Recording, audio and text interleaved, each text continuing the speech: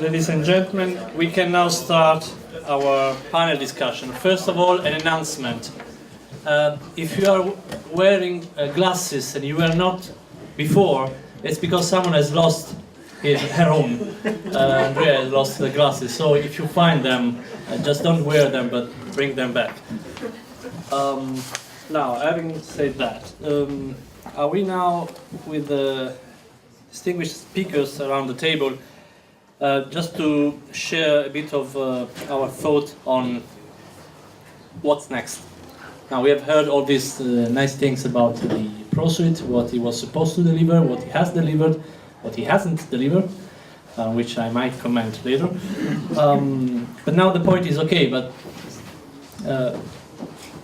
what we do with that? We have heard DSM saying, "Oh, I'm going to use this internally to convince my opponents in the company that what we are doing makes sense."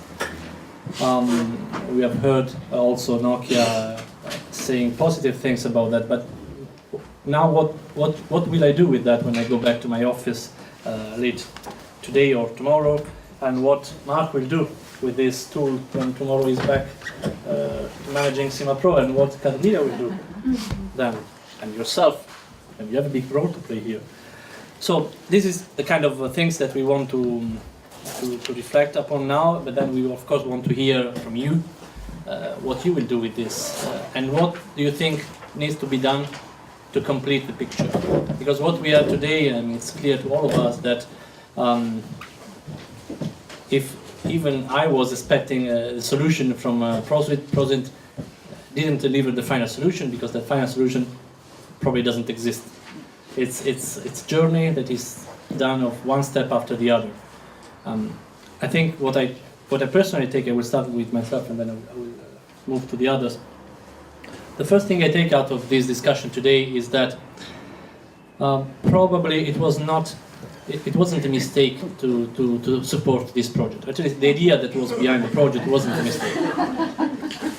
There was at that time a need for some in-depth reflection on what LCA is, what is used for, what it shouldn't be used for, and several things have been happening in the meantime. This project clearly put on the table the issue that sustainability is something that is extremely complex to assess, and probably those who love figures should have a second thought about using it as a tool to say that 42 is the right number for sustainability. Because 42 might not be the right number, as we heard today. The problem is that policymakers, they do like 42. They do like to have synthetic information. I mean, before you were saying, okay, but why use GDP? GDP is wrong, it's not giving the right information. Try to sell anything to someone here in Brussels where you don't say GDP will increase. They are not even listening to you. So, for as bad as it is, GDP is something that we have to use. The point is that we as a policymakers, we need that someone simplifies the complex reality for us. And then we will take decision based on that information, but it has to remain a decision supporting tool, not a decision making tool, especially when it is about sustainability. There are then situations when we talk more about consumer products where maybe we can go beyond this decision support. I mean, it's still decision support. It's not mine. It's still decision support, but maybe where quantification, maybe we can get closer to quantification. And I make you another example. In policy making, we always have to make something that is called impact assessment, which is not the traditional environmental impact assessment, but is an analysis of whatever policy we produce, looking at the consequences on environmental, economy, and society. And the way it is done currently is I would say there are big rooms for improvement, because it's done not in a systematic way with okay, don't make more comment on that. But what ProSuite could contribute is to bring some more science-based thinking in the way we look at policies. There are some information elements there that would already be useful. There are probably some pieces that are still missing. Is it, as I said, quantification cannot be the final objective when we talk about sustainability. I really like the flag system that was shown in the social assessment, because that flagging system is important, and I can list a number of directives where if we would have had that flagging system, we would have made less mistakes in Europe, and then also member states do the same mistakes. It's not just Europe. So all this to say that I think that there is the next phase for ProSuite will have to be in working further on the social dimension, which I think there's still a lot of things to be done, and also continuing to work on the input-output models. 138 is already a lot.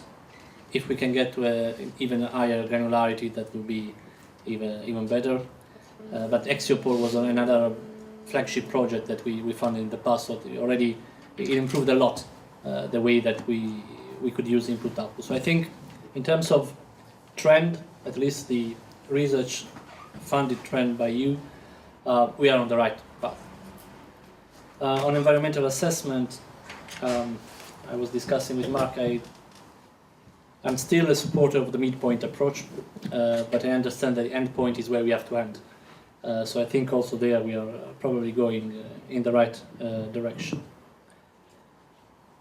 So am I going to sell this to my hierarchy tomorrow? Are we going to use ProSuite for impact assessment method? For sure, I think they will benefit of information on that, so I will provide them with information. We will need to better understand how this can be, apart from the case studies, how can this be implemented in other cases. And it would have been interesting to me to have some kind of backcasting exercise. What would have been the results of the implementation of ProSuite in 1950 when television appeared in our household compared to radio, for example? Would ProSuite have provided interesting insights knowing what happened after?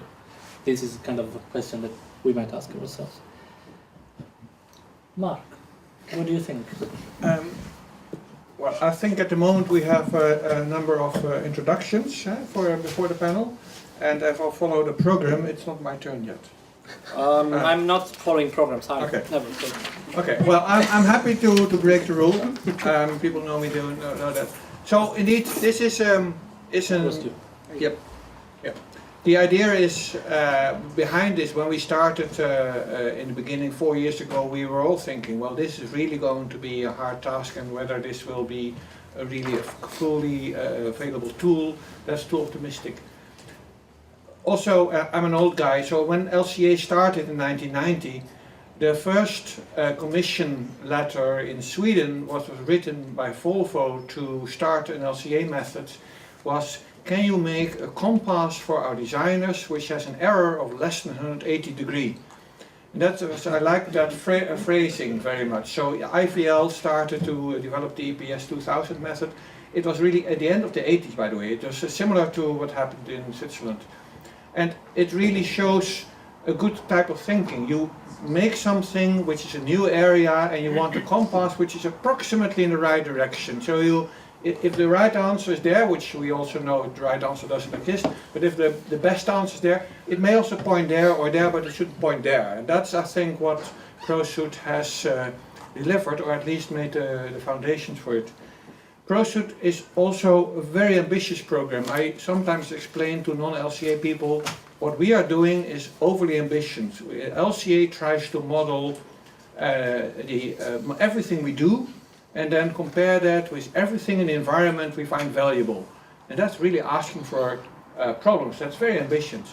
Now we can add that ProSuite is trying to model everything we may be going to do, and then look at all the things around us, and that's even asking for more trouble. So there must be a lot of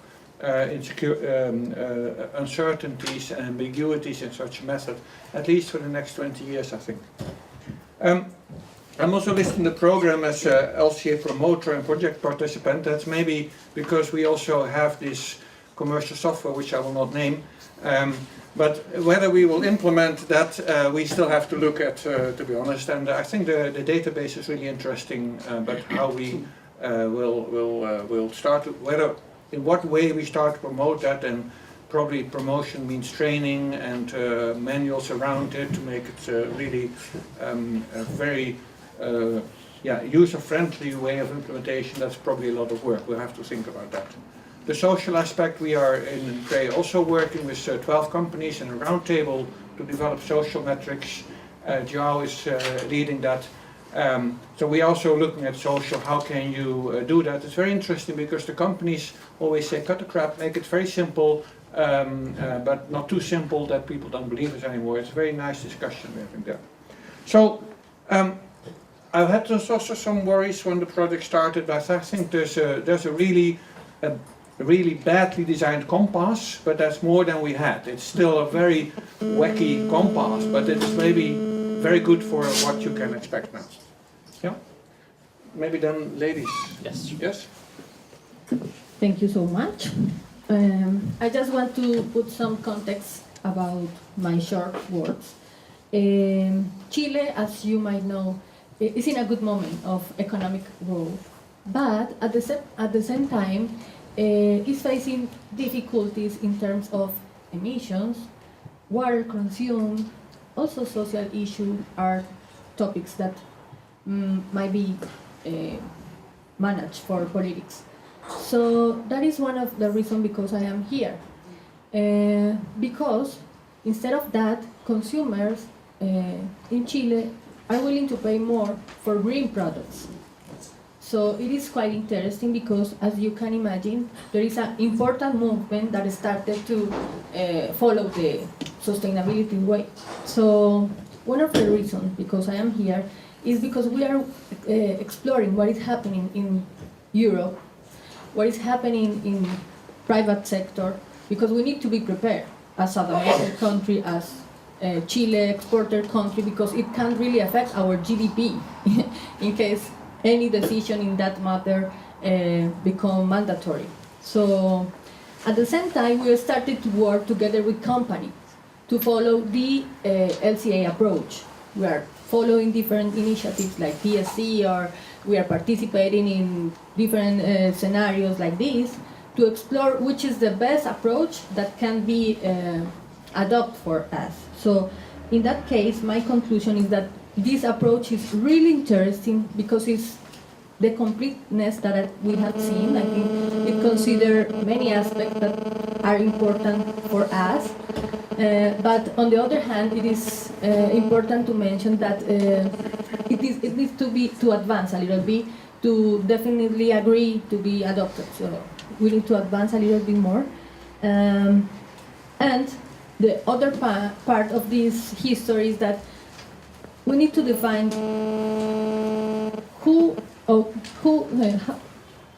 for who is defined this strategy, for consumers, for politicians, for producers, because we are investing a lot of effort to achieve a number, but what are we going to do with that number is, I think, is another challenge. How we can reduce the numbers if they are negative or positive or whatever.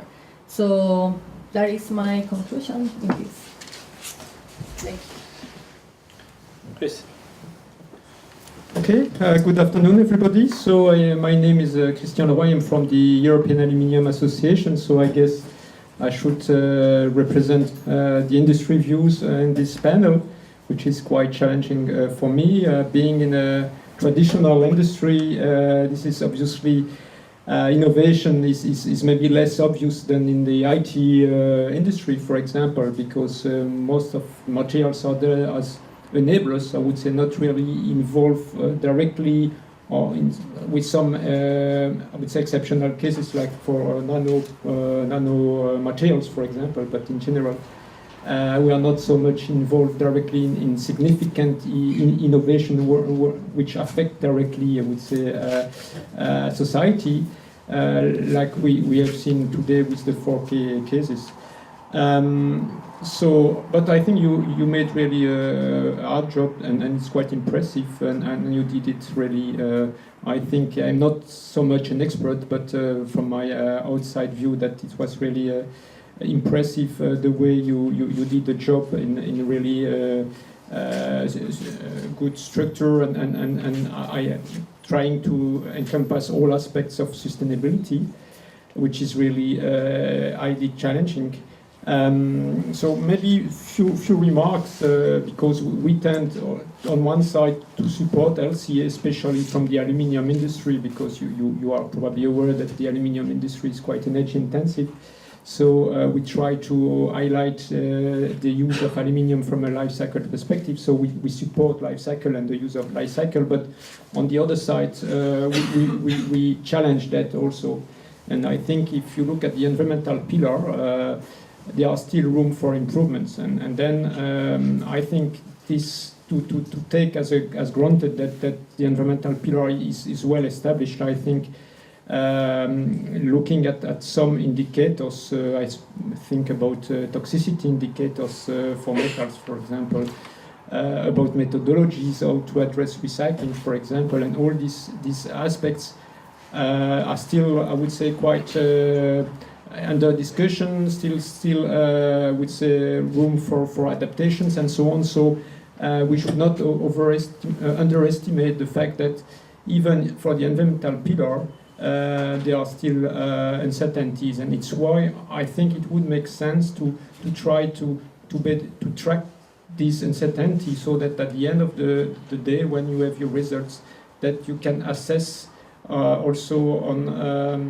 the real foundations of your decision, if it's based on real robust indicators, or maybe if those who are not so much robust, if they contribute significantly to the results. So I think this could be something interesting.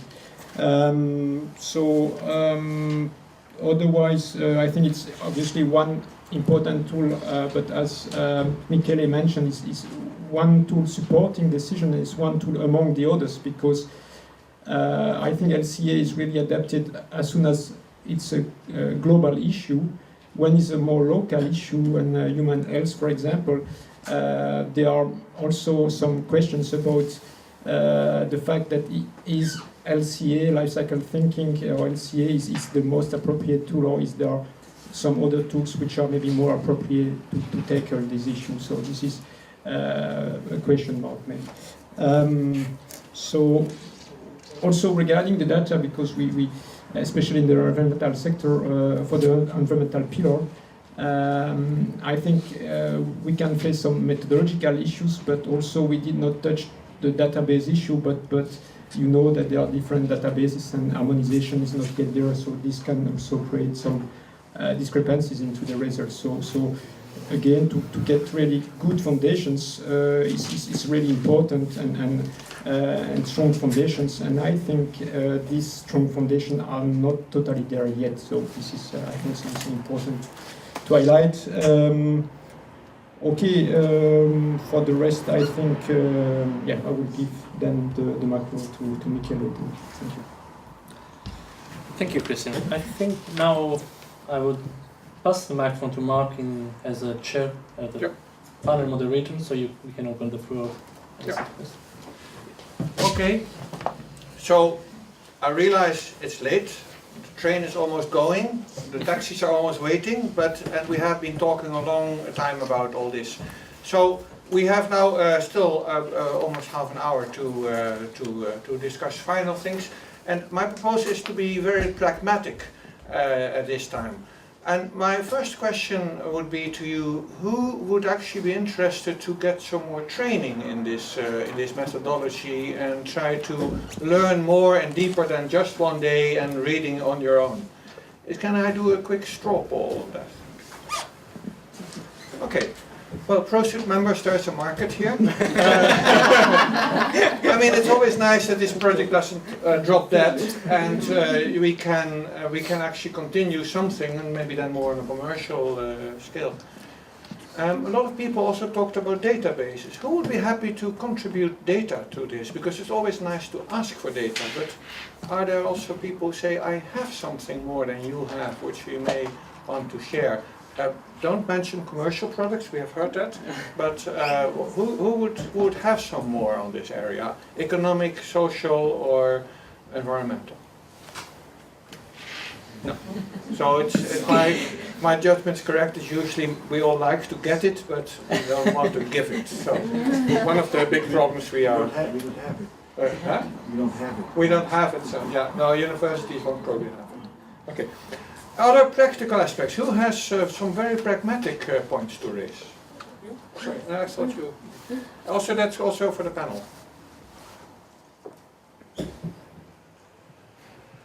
No pragmatic points. Yep.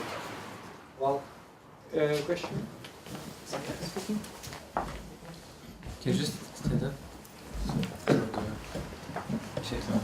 Thank you. Yeah, regarding practicability or operationability of the tool, is from my experience, if people have tools, they try to get rid of work they had to do initially.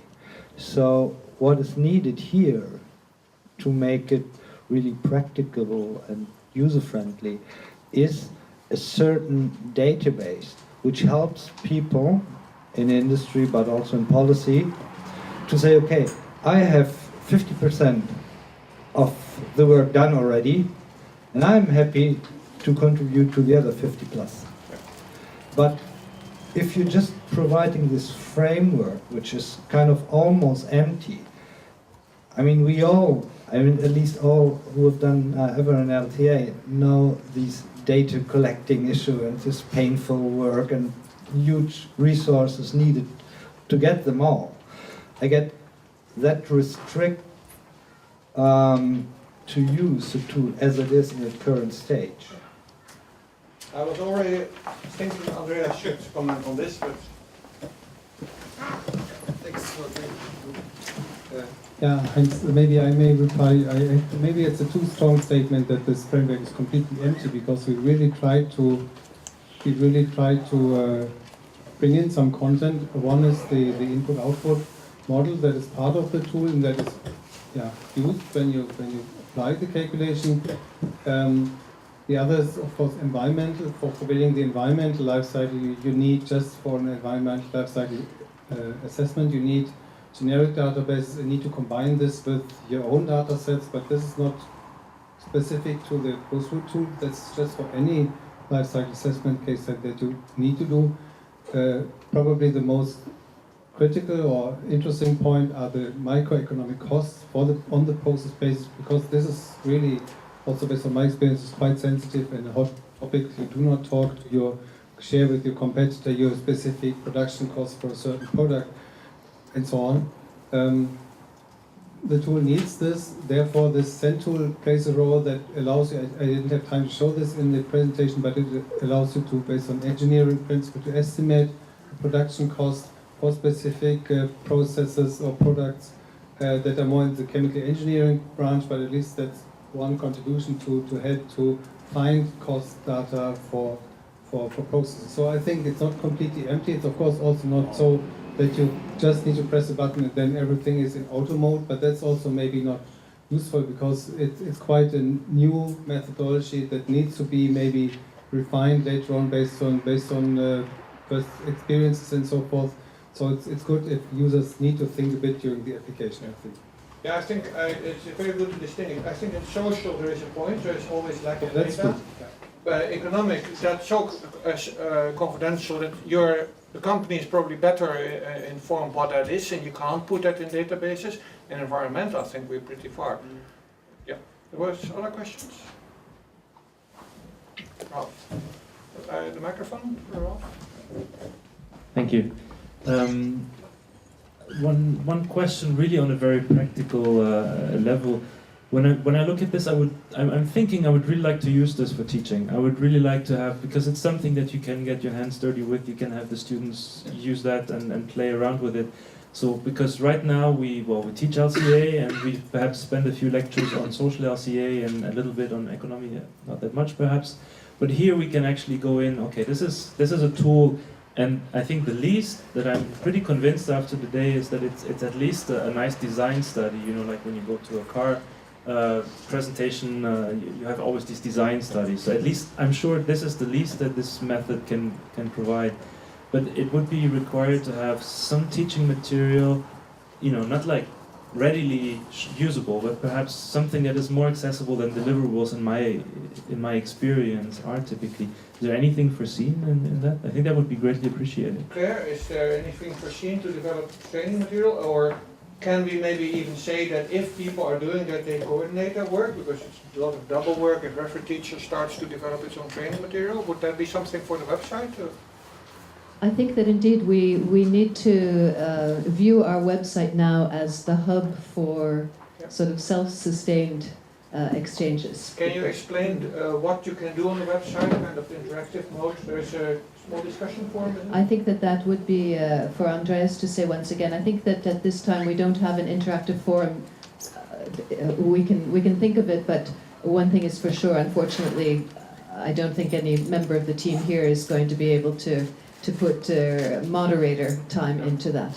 But yes, it seems to me that there's enough interest today that at least we're going to be thinking within the coordination about how to help the people in this room make links, and I'm certainly writing this teaching request on my list. Thanks. Want to say something? Maybe on this basically. I think basically you covered it. So we were also responsible for maintaining and creating the website in the project. I don't have much to add, but it's a good point, and we should really think how we can make maybe interactive teaching materials, or teaching materials that could also be just slides and some basic background text or exercises available. And this could be maybe linked to the potential request for training, because that's a bit of similar education purpose. And if there's a business case, then it's also, you find also somebody who prepares that, I think. So we just need to have some discussion, I think. Yes. I'd like to ask the question again that I asked at the beginning, and I was asked to postpone to the end. There are now at least 3 projects and initiatives at the European level that recommend midpoint and endpoint assessments, LCI Impact, ProSuite, and EUPET, and they do not match, or at least not fully. And so the question is, in which direction is it going? So, thank you for the unexpected question. I think it's important to make there is an important difference between the 3. 2 are research projects, and the other one is legislation. So this already tells you a lot. The legislation, which is a very soft legislation, which is the PEF, but it's still a legislation because it's a Commission recommendation, says that in order to make environmental footprint assessment of products, services, or organization, what we consider the best practice is midpoint approach. It's attributional midpoint approach. Someone says that PEF is also consequential. I'm not really in agreement with that. I think it's mainly attributional. But that doesn't mean that that's the end of the story. That means that at the time being, today, we think that's the best way to provide that information to the different stakeholders, being them consumers or in business-to-business transaction along the supply chain. And why we thought that that was the case? Mainly because uncertainty. We still think that if you move to the endpoint approach, you get easy in terms of communicating the final results, but in terms of how much uncertainty you introduce in the system, we think it's still too much compared to the objectives that you want to achieve. I mean, one of the objectives with the PEF is increasing the comparability of information. And in order to have information which is comparable, we have to reduce the uncertainty around the different values, even if we are not talking about numbers, but you have to reduce the uncertainty as much as possible. So I personally think that in one day in the future we will move from midpoint to endpoint because it makes more sense. We need more sound science linking the midpoint to the endpoint. We are getting closer to that, that's why we keep doing research. I don't personally think we are still there, but that's the trend. we will move there, and in future we will also move to consequential when it makes sense, not only attribution, and to further evolution we'll move to pro-suite approach in the future, but that's the future. So PEF is what is going to happen in Europe, what might happen in Europe from now until probably the next 10 years.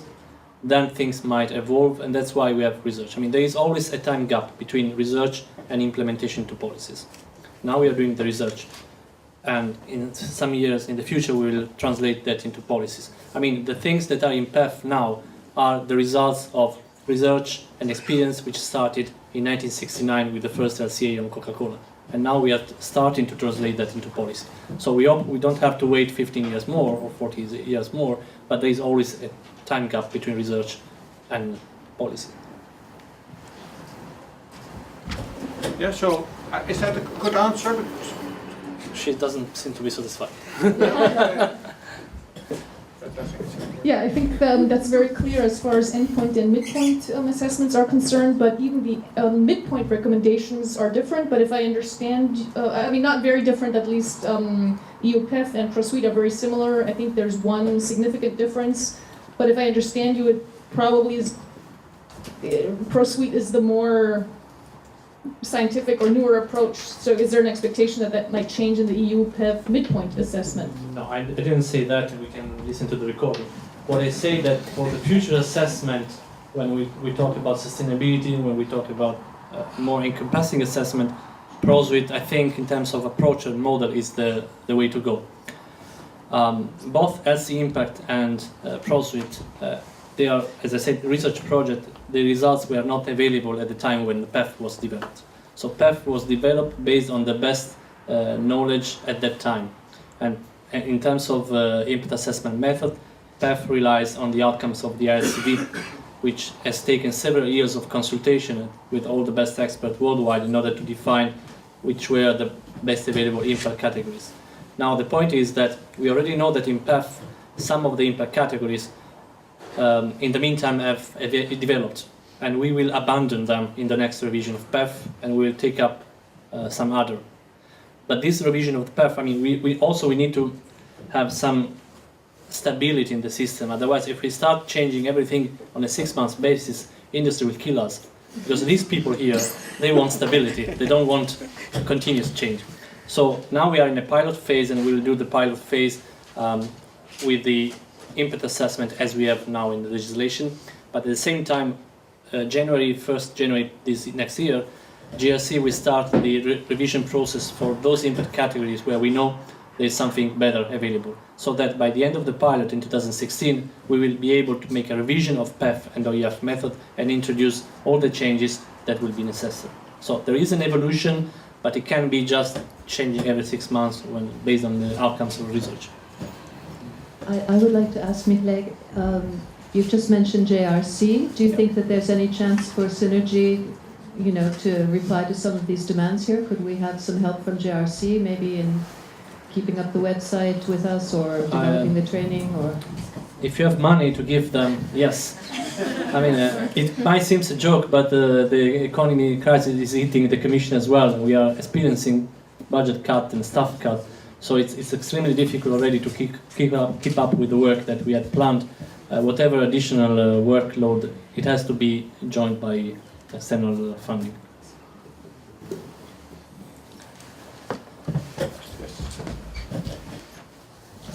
Yeah, Niels Jonkers, IFAM, University of Amsterdam.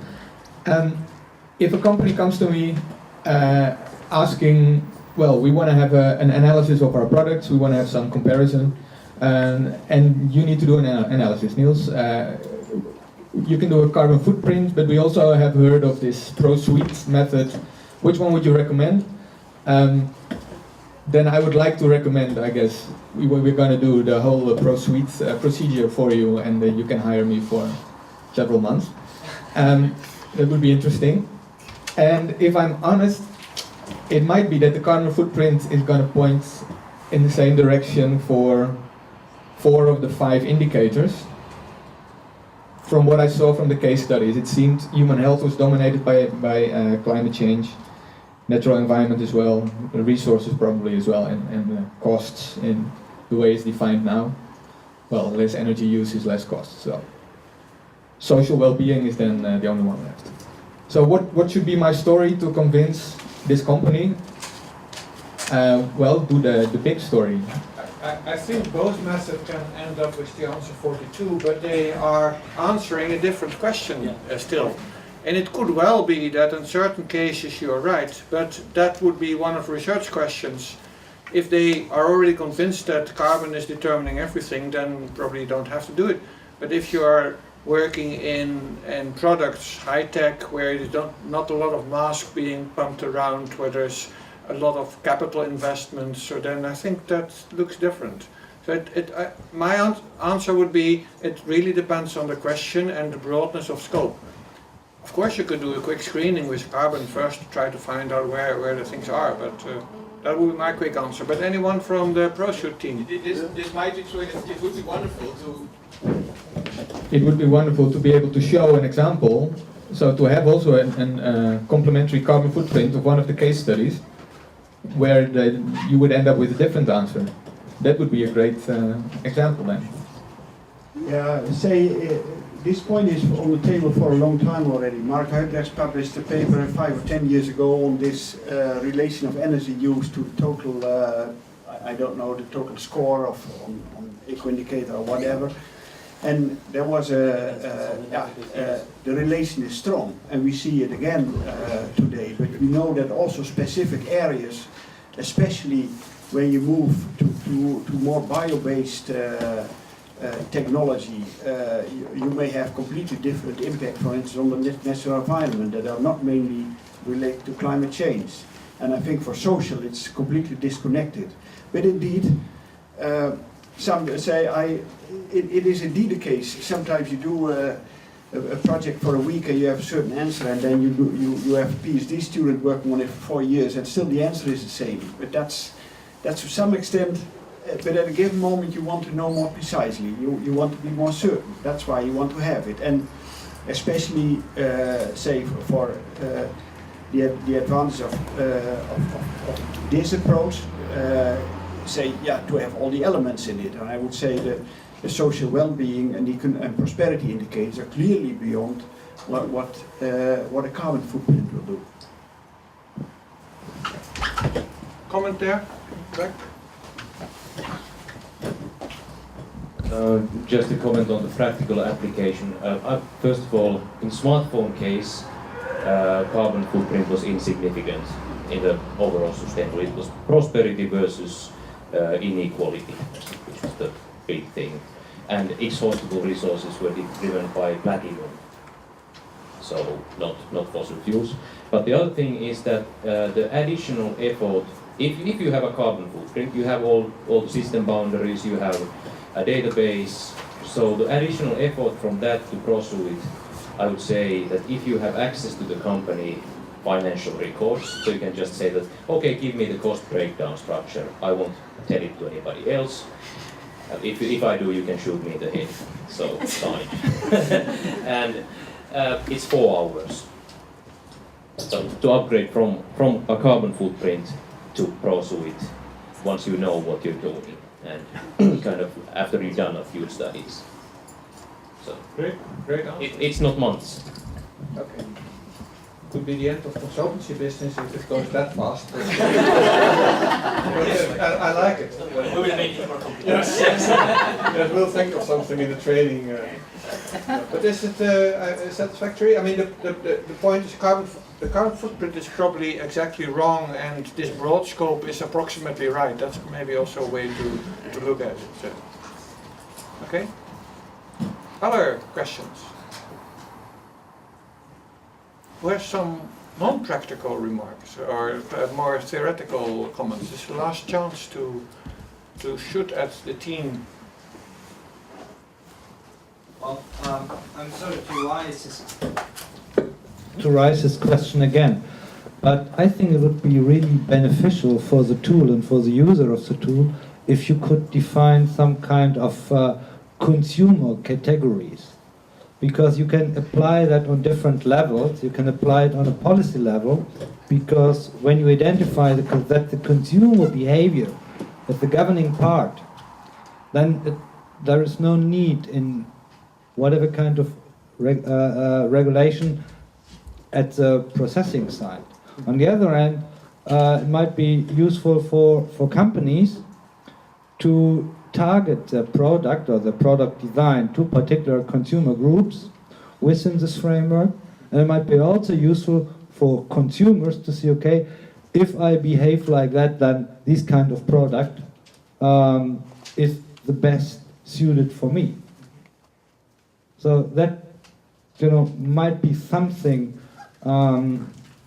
which is not actually missing, as I have learned. You can build in a way that nobody can detect it, but in order to provide more transparency and also to make it easier to communicate at this consumer level, I guess the tool would really benefit from it.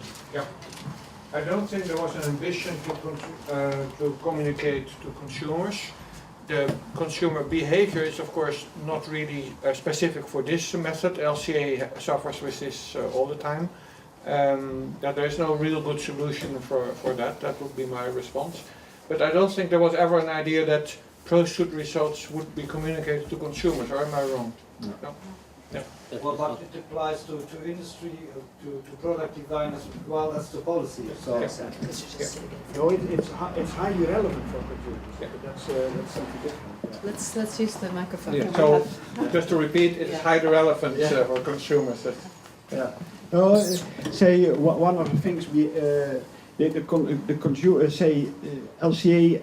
Correct me if I'm wrong. Is very much about the average consumer normally. Say, and of course, already from the perspective of the producer, it may differ. Say whether you design a washing machine for someone that runs it once a week or twice a day, that may lead to completely different washing machines. But both from the environmental, but also from other impact categories. So that's already I see the relevance, but also we already discussed it in the corridor. But it's highly complicated because the consumer element is very much specific. But I hope we have it in. Say for one element, for instance, so far there was consumer health, for instance, is something that is highly that's neglected by everyone so far. Say in the social assessment, you regularly had occupational health on the list.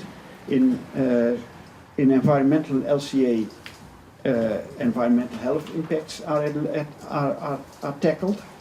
But what happens, say, how consumer health is affected was in no system. So we need to bring in these elements more. That's clear. Okay. Was one final question? Then we going to round off. Yeah, Annika Weiss from Institute of Technology Assessment and Systems Analyst. And my comment is rather goes a similar direction, that it is very important to make the assumptions for the model and the uncertainties of the model and the primary assumptions transparent. It was already shown from Andreas Sirot that if you click on the metrics, it shows your assumptions. I think this is essential for, like, similar for LCA and the ProSuit for the communication of the results. So I would stress that this is not lost during the process, this information. Yeah. Thank you. Now, very much, I'm glad this is kind of final question, because this is not a tool that automatically gives you a right or wrong answer. It is very much a tool to help you understand, and you can only understand when you're very transparent yourself what you're doing. And then, of course, when you communicate something, everything depends on a lot of choices. So it is a read.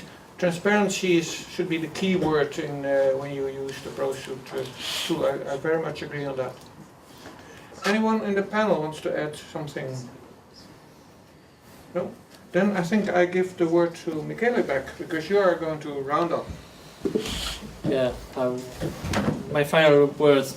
First of all, I would like to thank you for having been with us today, and I would like to thank the consortium for the great job done in these 4 years. I kind of feel sorry that I was not with you the 4 years, because I'm sure I would have enjoyed it a lot of this discussion you had. I think ProSuite is one good example of how the public money can be well spent at European level. I think this is the kind of research that is not just done for the sake of keeping you employed, and I'm happy that you didn't came out with a list of future research needs. I mean, you had in one slide, but it just looked out somewhere else, because too often that the result of research is that you need further research, which is okay, it's fine, we know that, but it cannot be the only outcome of a project. In this case, we have outcomes. We have a tool, we have more knowledge that we will use starting from tomorrow. I think, as I said recently in another speech, this is a long journey, and it's a long journey that we cannot skip to make, because we are not talking about being hippie or being greener just for the sake of being that, but because when you start looking at the real issues, I mean, you spoke about critical materials. Critical materials is not just an environmental issue; it's a geopolitical issue. Consumer behavior is not just, okay, we have to save energy. By changing consumer behaviors, we can change society. So all these kind of things have some ripple of impact, which we might not be aware ourselves, but that will present themselves soon in our everyday life. So I came here 4 years ago saying ProSuite has to change the world. I'm here 4 years after saying that the world has changed ProSuite, but ProSuite will do its contribution. Thank you very much.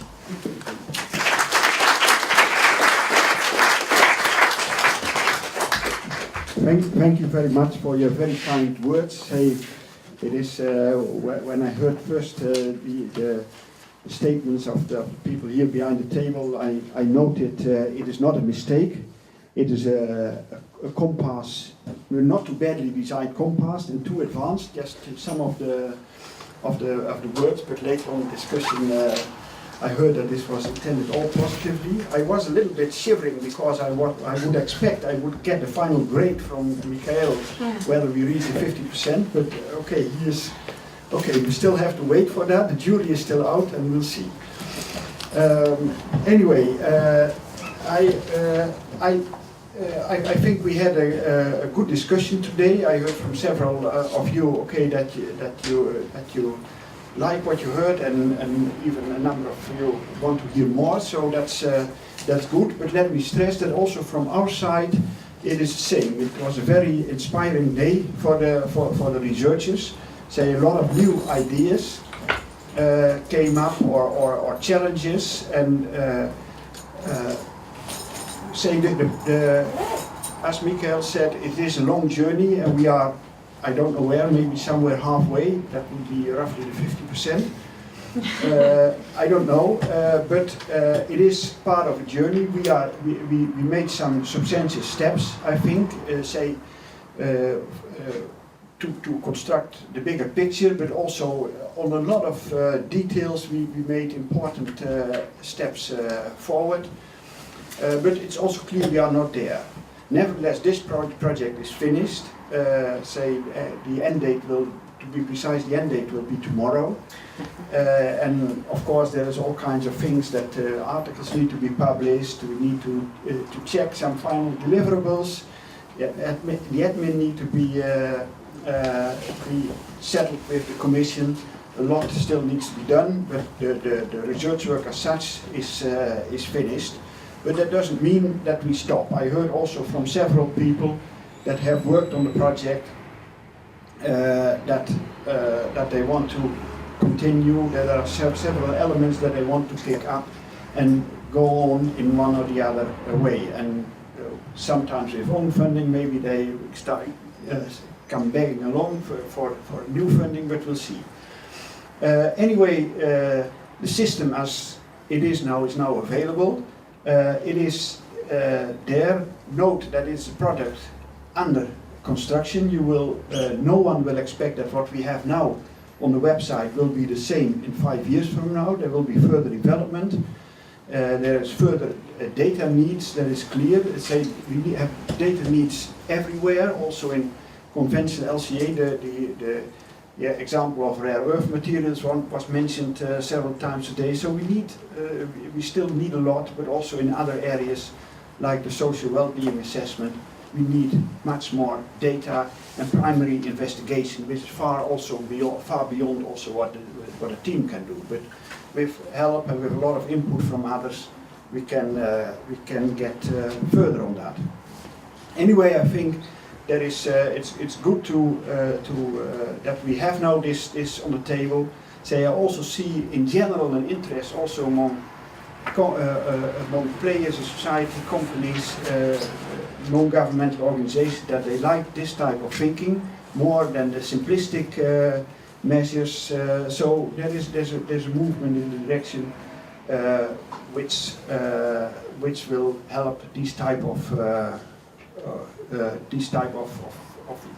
tools bloom for the future. And I invite you all to join us on that further journey in the future. So hope to work with you further in what arrangement on this tool. Demonstrations are still available. Yeah. So now we come to the finalization. So I want to thank everyone for being here. Thank you all for joining this day and listening patiently in this hot and crowded room. But as I said, we like very much your input. I also want to thank the speakers and the panel members. Also thank Claire and Miriam for organizing this day. You made it to a real good final of the event. But most thanks goes to Michael, and not only for chairing this day, but being there all the time. So, in fact, he conceived the whole idea of the project. He was there at the first day, put down the requirements on the table, which was very inspiring and challenging. We have worked on it. As I said, we look forward to the final grade. But for the time being, I want to thank you also anyway that you are here today, that you took the effort and chaired the meeting. And as a little thank, I want to give you a book on sustainability science from, say, every country has its own guru. And the Dutch sustainability guru is Bert de Vries, and he has written a thick book, and I want to give you, gurus write thick books often, so I want to give you that book. Thank you.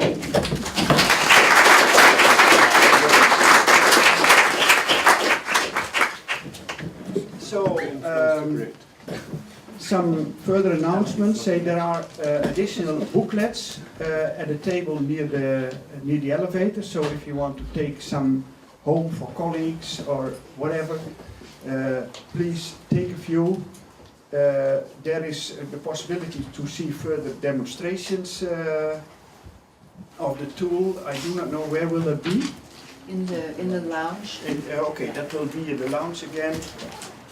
Is there a question, Andreas? No, but I'm here until 6 roughly, and I will be there if you want to see something more regarding the tool. Yeah, okay. Andreas will be here at 6 demonstrating, so and there is room for that. We have the posters as well. A few of the authors will still be there. Okay, so you can stay until 6, then everyone will be thrown out. But if you go now or in an hour from now, I all thank you for being here, and I wish you a safe journey home and hope to see you again. Thank you.